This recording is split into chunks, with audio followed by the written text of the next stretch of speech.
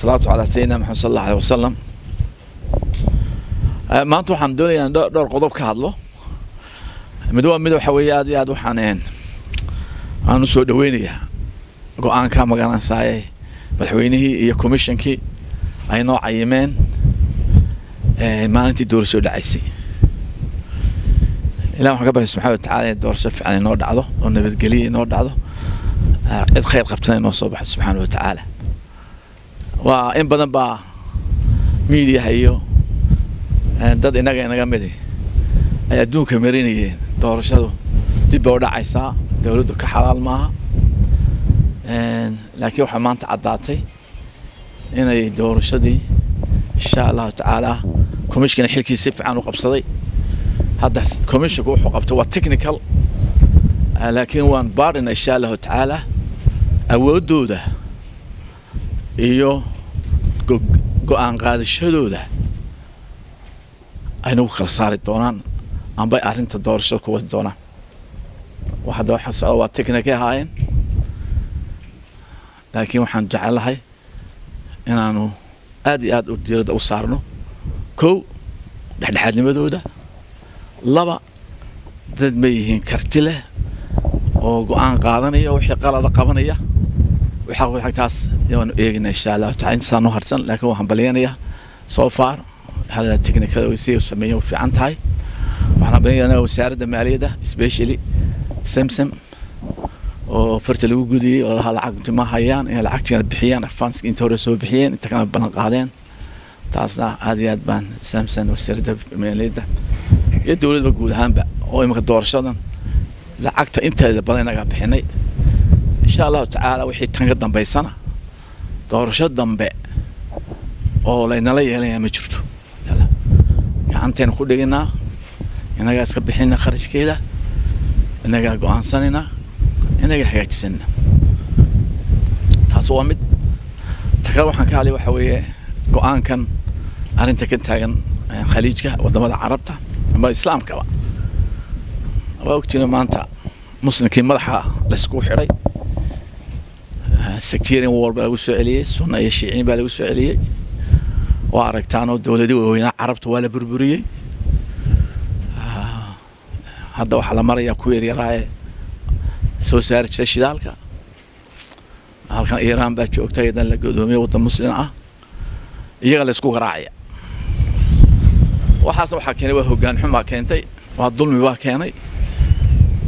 qaran aan ku dhisteen sharci islaama oo muslimna sheeganaya oo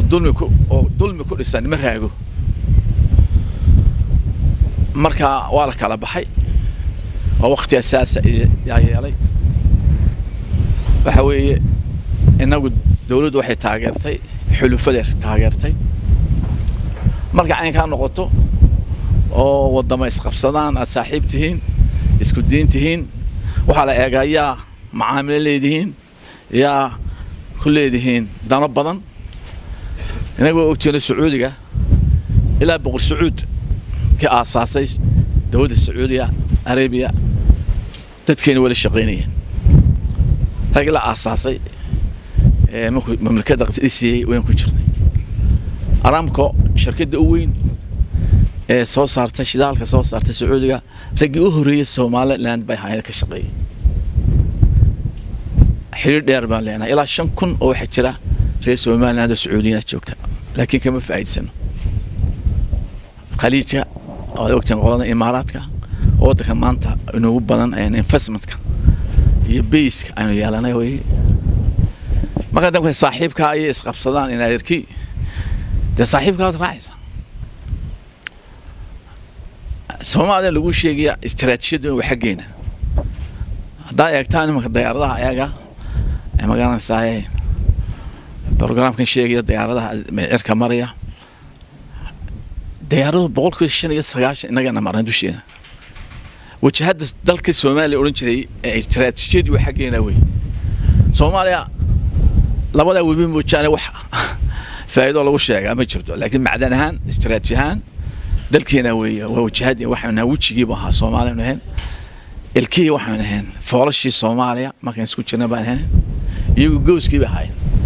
ما كو جوز وكاد عاي ما كو الكو سركاد عن واحد فول حنت ما قال كوها دعان موقت جوز كوا قرسوني يو جوز كوا قرسوني marka insha Allah taala imaka hawadayna waa xidhnay laakiin awoodan ku xidhna ma leh oo dama haysano waxa naga boqo laakiin dhaqsaan oo helna insha Allah taala in awoodayna aynu gacanta ku harno diyaaradu aanay iska kaysan dul marin ana iska soo dul marin marka taas aan ku hambaleenaya dawladda mowqif fiican bay iska taagtay waxa weeye either with us or against us bay maraysaa barigiis bush oo kale ay arrintu taagan tahay waa collusionka ayaynu raacnay waa siyaasad waxaan arkaa fiican ku dhiiraya waxaan ka xumayn in xusbigii kale ay isku moofan noqdeen Soomaaliya dawladda Soomaaliya beenta ah in jirin dal haysto hadda leeyahay waa dawlad waa iko diyaarad iska raacaya marka aan ka xumahay waa markii horeysay xusbi Soomaaliland ay ka mowqif isla noqdaan Soomaaliya taas aad iyo aad baan uga xumahay qodobka kale waxa weeye dadkeena waa dayac dadkeena shacabka reer Soomaaliland ma garanayo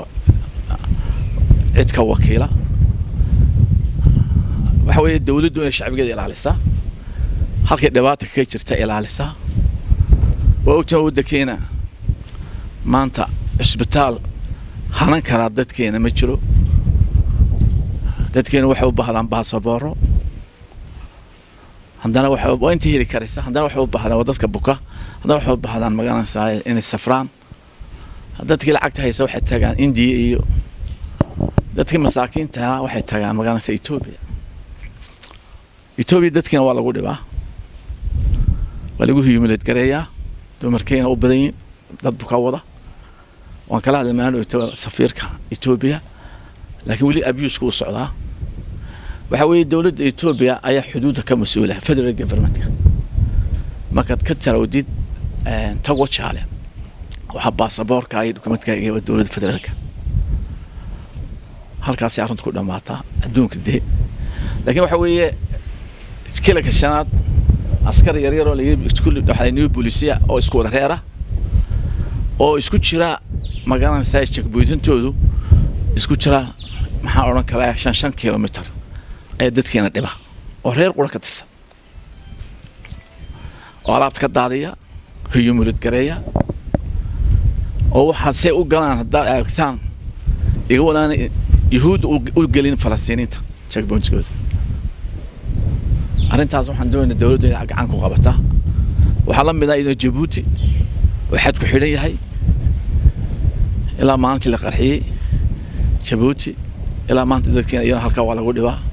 kuwa soo galaya waa lagu dhibaa Soomaaliland dad masaakiin ah oo reer Soomaaliland oo haysta taysari ayaa la leeyahay keen $30 waxa keen soo xaga bixin masaakiin te inaguna uma roonin mana ilaalino dawladii kale markay arkaan dadkaas soo galeysay ayaguna u galiyaan arrimaha waxa uu fiicnaa dawladda inay gacan ku dhigto dadkeeda ilaaliso wasaaradda khaarijiga ilaaliso daaqiligu ilaaliso protest la sameeyo arrinta aad iyo aad baan jeclay dawladda federal government-ka in laga hadlaa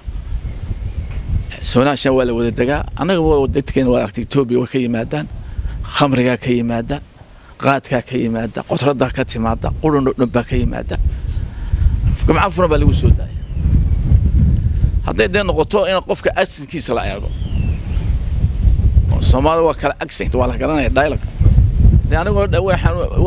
retaliation bala sameyn doona dadku Soomaaliya waa la wada dagaa Soomaaliya dhanba ka dhaxaysa shanta Soomaaliba ku jirta reer aan ku jirin Soomaaliya shanta ma jiro ilaa ka afmadu dagaa ilaa ka ashcad dagaa way ku jiraan Soomaaliya وماشي قول شنطة صومال لقيه هنا أمريكا غير قول كو أتمر وكنت انتو وضفك كلا كو أبيوس كريو واحد أوغانا كريم دولي تو وحن شيقنا إنا أرنت هاسي أي كده عين كرتو إنا قبالك يسدلان لأنه قبيل ما حكومي كرو نو غير حكومي كرو دولي بريك شعر وقاشدة تي محمد سياد بري أيا لو أركي غير انت دياراديس dalka iyo awoodii ku burburiyeen ku caburiyeen wixii ka raacay wadi ogeedeen waxaan leeyahay madaxweynaha kilka shanaad hore waan 2013 waan la kulmay waxaan idhi waa inaad Soomaali isku wada shanta Soomaali waa isku wada dhulka Soomaaliya soonaha shanaad waxa lagu ilaalin karaa midnimo Soomaaliyeed waa dhul balaaran dhul khayr qaba way laakiin inuu qabiil dusha ka fuulo anagu ogolaan mayno waxaan ka xunnahay dadka maatida ah ee alaabtooda laga daadinayo ee haweenka u badan limaayeen qudrad ka soo gali mayso awoodeen tusto dilaayna marka intaasan ka hadlaha waxaan baliyanayaa wasaaradda caafimaadka oo iyaduna si fiican u xakameysay ilaahay naga cudurkii waxaan baliyanayaa dadka ka shaqeeyay heshiiska labada beelood ee ku dagaalamaya gobolka Sool haddana insha Allah ta'ala waxaan soo afjari doonaa wadahadal khaatimo iyo Somaliland wiigan ku dhex jirnaa insha Allah ta'ala inagoo midaysan oo wanaagsan oo roobkii noo daay oo cudurkii naga baxay ayaan insha Allah doorashada gali doonaa insha Allah ta'ala ilaahay ugu mahadnaqay ilaahay roobkii noo keenay abaartii naga qaaday lacagtii la ururiyay waxaan jeclahay si fiican loo ururiyo si fiican loo distribute galiyo cadaalad ku fiirsantay intaan ku tanaya assalaamu calaykum wa rahmatullahi wa barakaatuh